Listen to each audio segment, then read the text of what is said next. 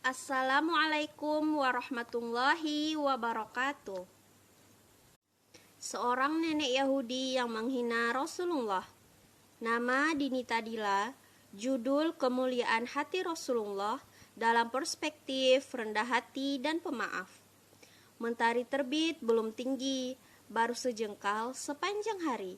Assalamualaikum, selamat pagi, moga berkah atasmu sepanjang hari. Tanjung Pinang, Tanjung Pura, pantai indah, pohon kelapa, hati senang, jiwa gembira, di sini dengan saudara saya berjumpa.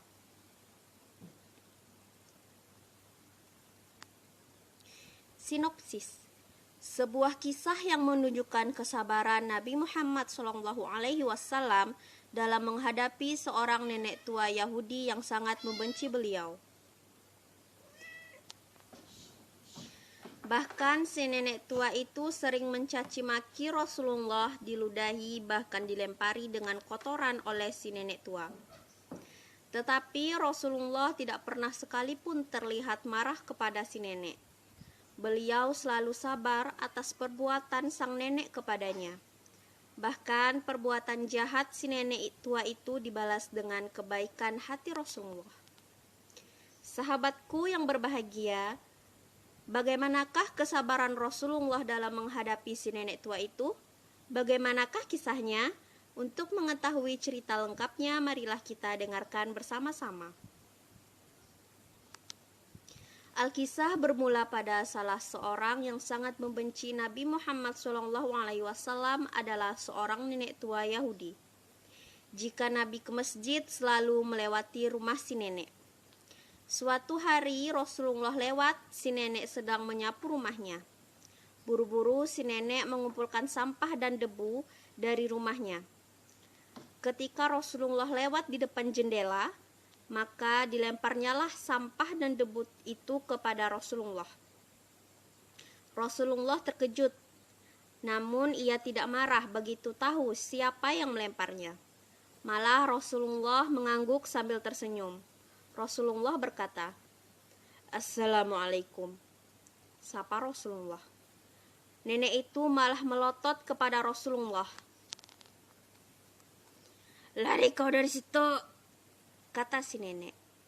Keesokan harinya, Rasulullah lewat lagi di depan rumah si nenek. Masya Allah, ternyata si nenek itu sudah bersiap-siap lagi melempar Rasulullah dengan kotoran. Kali ini dia juga meludahi Rasulullah. Bagaimana sikap Nabi Muhammad? Lagi-lagi Rasulullah hanya tersenyum dan berusaha membersihkan pakaiannya.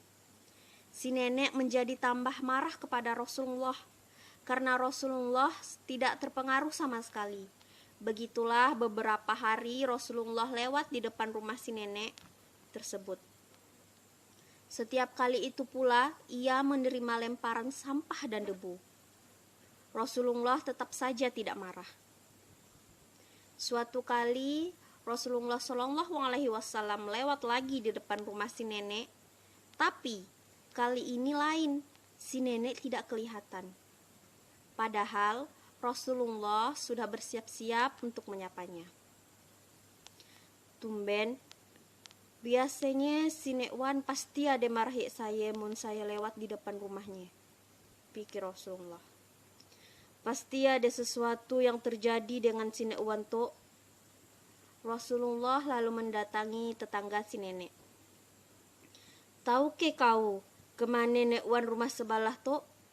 Si an saya melatih nyari to," tanya Rasulullah. "Ngapain kau tang pedulinya dengan dia, wahai Rasulullah? Ndaan ke selama itu dia ngine kau?" jawab tetangga si nenek. Rasulullah hanya tersenyum mendengar pertanyaan tetangga si nenek tersebut. Tetangga itu lalu menjelaskan bahwa si nenek itu tinggal sebatang kara dan kini sedang sakit keras. Maka bergegaslah Nabi Muhammad menuju rumah si nenek yang sedang sakit tersebut. Di rumah itu Rasulullah membantu memasak makanan, mengambilkan air dari sumur dan membersihkan debu-debu di dalam rumah. Si nenek heran melihat ada orang yang membantunya. Ia berusaha bangkit dari tempat tidurnya. Akhirnya, tahulah ia siapa yang sebenarnya membantunya. Begitu melihat wajah Rasulullah yang sangat tulus, si nenek menitikkan air mata. Selama ini tidak ada yang mau merawat dirinya, tapi justru orang yang selama ini dihinanya dengan penuh kasih sayang telah peduli dan mau merawatnya. Mulianya hati Rasulullah, pikir si nenek. Lalu si nenek tua renta itu meminta maaf kepada Rasulullah. Wahai Rasulullah, Nek Wan minta maaf. Selama itu selalu salah sangka dengan kau. Selalu melempar mun kau lewat di depan rumah Nek Wan, kata si nenek tua. Akhirnya si nenek yang selalu melempar sampah, debu, bahkan kotoran itu pun masuk Islam. Ia kemudian menjadi salah seorang muslimah Yahudi yang taat di masa Rasulullah. Begitulah salah satu kisah tentang kemuliaan dan kebeningan hati Nabi Muhammad SAW. Karena itu, para sahabat dan orang-orang yang pernah mengenal beliau begitu menyayangi beliau. Ketika beliau wafat, orang segagah Umar bin Khattab pun juga menangis terseduh-seduh. Kisah ini menjadi pembelajaran yang sangat luar biasa dan berharga bagi banyak orang. Dengan kemuliaan hati Rasulullah kita dapat belajar tidak seharusnya perbuatan orang yang jahat kepada kita harus dibalas dengan kejahatan pula. Bumbu penyedap kami jara agar masakan enak rasanya. Ingin rasanya terus bicara, sayang waktu sudah tak punya. Mungkin hanya ini yang dapat saya ceritakan, kurang dan lebihnya saya mohon maaf. Wassalamualaikum warahmatullahi wabarakatuh.